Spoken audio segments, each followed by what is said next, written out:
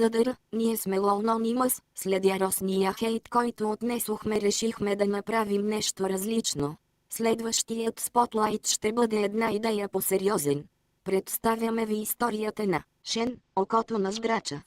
Съществува древна заповед, произлязла от островите на Айония, посветена на постоянството на баланса.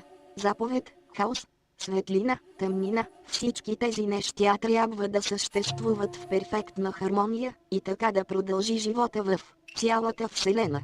Тази заповед е позната като Кинкол и по този закон работят три сенчески войни, за да поддържат тази кауза в целия свят.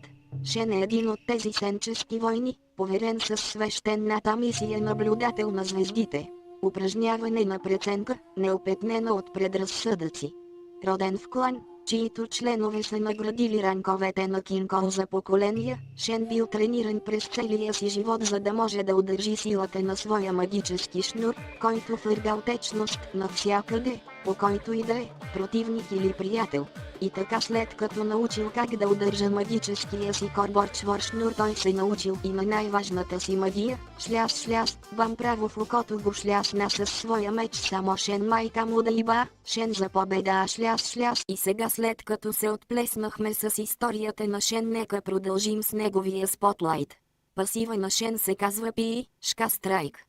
След определен брой секунди пи, шката на Шен му става и той ви кокслапва брутално, като ви нанася бонус демидж.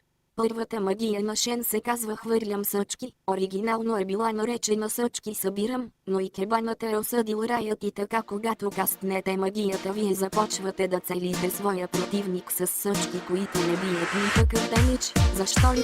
Освен това при удара се чува и шляс, както и това. Съчки събирам.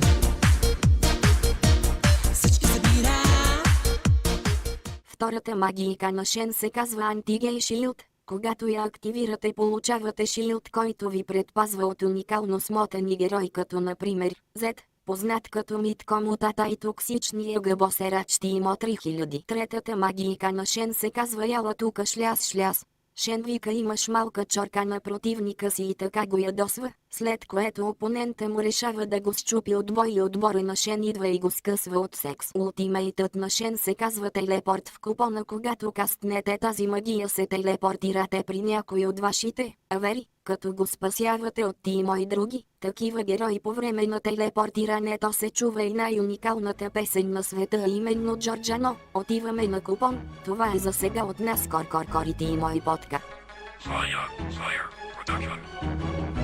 Отиваме на купон, пак от тя.